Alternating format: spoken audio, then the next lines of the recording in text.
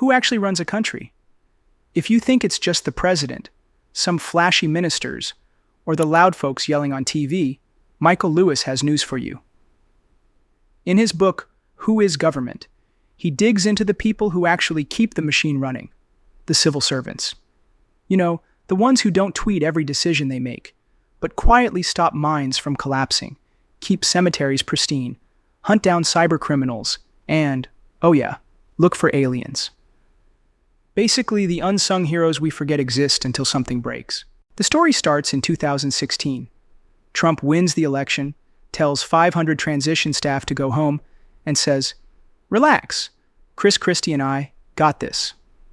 Spoiler, they did not got this.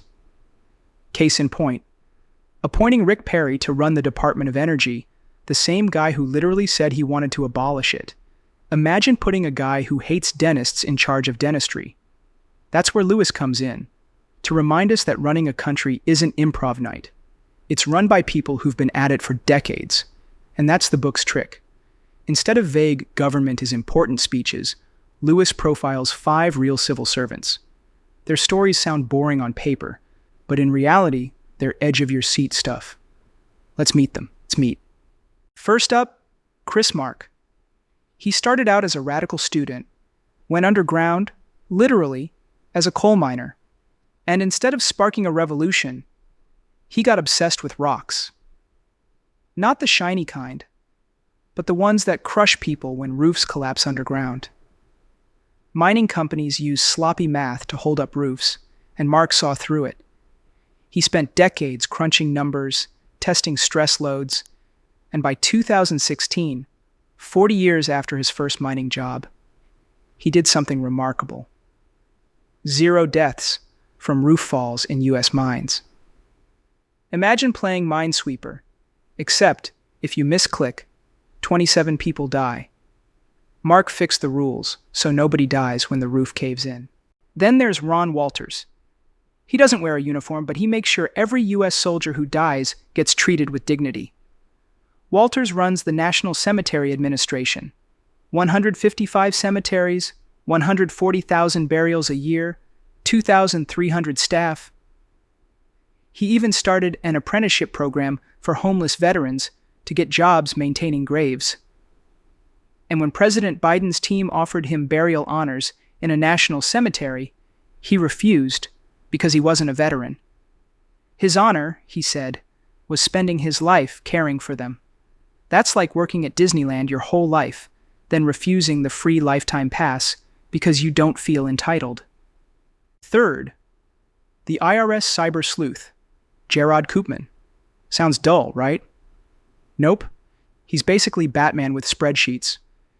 He and his team trace cryptocurrencies, those supposedly untraceable digital coins, by spotting the breadcrumbs criminals leave on the blockchain. Thanks to him, investigators took down Silk Road, the dark web drug market run by a guy calling himself Dread Pirate Roberts. The guy thought he was untouchable. Then Koopman's team spotted an old email address slip-up. Boom. Life sentence. Al Capone got busted by taxes. Modern criminals get busted by crypto nerds. Same playbook. Next, Pamela Wright at the National Archives.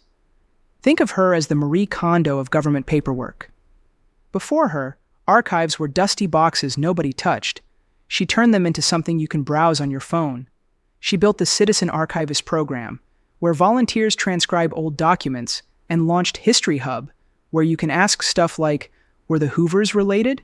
Or, why did Ohio couples marry in Indiana? Short answer, it was Vegas before Vegas.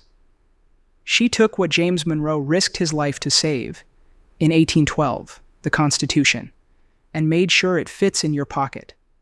Finally, Vanessa Bailey at NASA's Jet Propulsion Lab. She's working on the Nancy Grace Roman Space Telescope, launching in 2027, which will block out starlight so we can actually see exoplanets. She's already photographed one, HD 106906b, which sounds like a printer error, but is actually a giant Jupiter-like planet. Her work continues the legacy of Nancy Grace Roman, the mother of Hubble, who convinced Congress to invest in space telescopes and told sexist colleagues that yes, women belong in astronomy. Thanks to Bailey, within 25 years we might know for sure if life exists beyond Earth. And that, friends, is a lot cooler than arguing about gas prices on Twitter. So what's the lesson here? Civil servants don't usually make headlines, but they shape the world.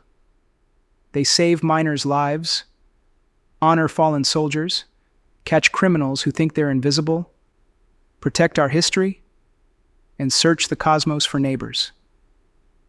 They're the steady hands in a world full of shaky politicians. And hey, if you like this tour of America's secret superheroes, hit subscribe. Think of it like paying taxes, except this one's painless, and you actually get something back. Because if you don't, the algorithm will bury this video in the YouTube cemetery. And trust me, Ron Walters won't be there to keep it tidy. That's Michael Lewis's Who is Government?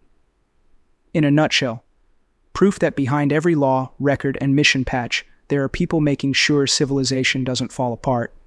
Quiet, brilliant, stubborn people who rarely get thanked, but definitely deserve it.